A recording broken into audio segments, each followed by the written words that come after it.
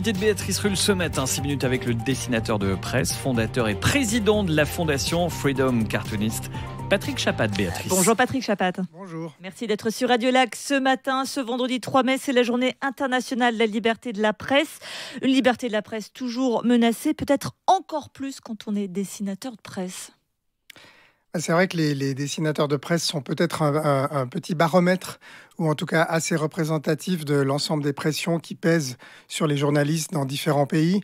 Et ça s'illustre à travers ce qui arrive aux dessinateurs de presse. En fait, c'est un très bon baromètre de l'état de la démocratie dans un pays, le dessin de presse. Alors, il y a de quoi s'inquiéter, puisque vous-même, vous avez dû subir quelques censures, et il n'y a pas très longtemps. Oui, mais rien de très grave. Enfin, moi, c'est symptomatique de quelque chose. On pourrait penser que dans les pays comme la Suisse ou autres pays occidentaux, vous pouvez dessiner ce que bon vous semble. Ah non, mais il n'y a plus de frontières, c'est ça la leçon. C'est qu'en fait, les dessins qu'on fait dans son petit coin peuvent avoir une répercussion. Et parmi des dessins qui ont suscité des tempêtes, il y a un dessin que j'avais publié dans le Spiegel, puisque je travaille dans la presse internationale. Et c'était un dessin sur l'Inde et la Chine. Et en gros, le gouvernement indien n'a pas beaucoup aimé ce dessin et c'est devenu une espèce de scandale géopolitique entre la Chine et l'Inde, avec des ministres, avec des ambassadeurs qui s'expriment, avec tous les médias indiens qui y sont passés, avec des micro-trottoirs à Delhi sur mon dessin. Donc c'est ce genre de tempêtes qui peuvent prendre, et puis on n'a pas de contrôle là-dessus. On ne contrôle que ce qu'on émet, on ne peut pas contrôler la manière dont des dessins circulent ou sont reçus. Parce que la force du dessin, et on l'a vu par le passé, c'est qu'il n'y a pas besoin de traduction, il est international, il est universel. Ah ben c'est l'espéranto, hein. Le dessin de presse, c'est un langage sans frontières, surtout quand il n'y a pas de texte, et c'était le cas de ce dessin que je vous ai cité. Donc oui, les dessins circulent, ils sont vus par des publics qui ne sont pas forcément prêts à les voir, ou dans le cas que je vous ai cité avant, ils peuvent être utilisés par un gouvernement nationaliste en Inde qui a besoin d'attiser sans arrêt la colère de sa base. Donc ils font ça régulièrement, ils livrent à la vindicte populaire des choses, et c'est souvent les journalistes qui en font les frais. Et il ne s'agit pas de moi. À l'époque, j'avais fait un article sur ce qui arrive aux dessinateurs de presse et aux dessinatrices de presse en Inde, et aux humoristes et aux journalistes, en fait, qui sont, depuis le gouvernement Modi, qui sont vraiment sous pression, poursuivis, harcelés. Et d'ailleurs, puisqu'on parle de dessinateurs indiens, on va peut-être pouvoir parler de nos lauréats ce matin. On va revenir à ce prix international du dessin de presse. Donc, vous le remettez à deux dessinateurs de presse, le caricaturiste chinois Zun Zi et l'indienne Rashita Taneja. Tous deux sont épinglés par les pouvoirs en place pour des positions très critiques. Voilà, c'est ce dont je parlais en fait. Au moment où j'ai eu cette tempête en Inde, j'ai été en contact avec plusieurs dessinateurs indiens, et c'est eux qui m'ont donné l'idée de faire ce sujet. Ils m'ont dit, finalement, ce qui t'arrive, ça met en lumière la manière dont nous sommes mis comme ça sous pression. Et notamment Rashita Taneja, dont j'avais déjà parlé lors d'une exposition près de chez vous, au Commun, il y a 2 ans. On avait déjà présenté son cas. C'est une jeune, donc c'est une de nos 2 lauréates, oui, c'est une jeune dessinatrice représentante d'une nouvelle génération. Elle est sur les réseaux sociaux, elle est sur Internet. Elle a un comic strip qui raconte la vie quotidienne, et notamment la vie de femmes en Inde. Et donc c'est des dessins assez activistes et militants d'une certaine manière, en tout cas féministes, ça c'est sûr. Et elle a pas mal d'audience, hein. L'Inde c'est grand. Mais ça lui a valu quand même, elle s'est fait remarquer à la longue par le gouvernement. Elle risque une peine de prison pour contempt of the court. Je ne sais pas comment on va traduire ça en français. Enfin, insulte à la cour. Et il s'agit en l'occurrence de la Cour suprême indienne. Donc plusieurs dessins sont pointés du doigt, voire lui valent des poursuites. Et donc, elle est très courageuse. Une jeune dessinatrice de la nouvelle génération très courageuse. Et elle est un peu symbole de ce coup de projecteur donné cette année à la place des femmes, justement, dans la défense des libertés. Absolument. Mais je vais dire un petit mot du co-lauréat quand même, Zun Zi, qui est de Hong Kong.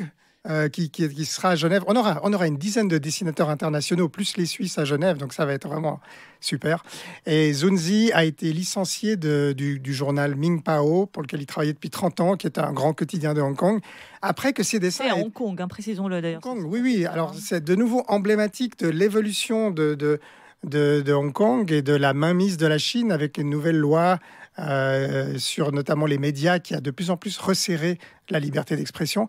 Et Zun Zi est complètement emblématique de ça. Il perd sa place, c'est un espace de liberté qui se ferme.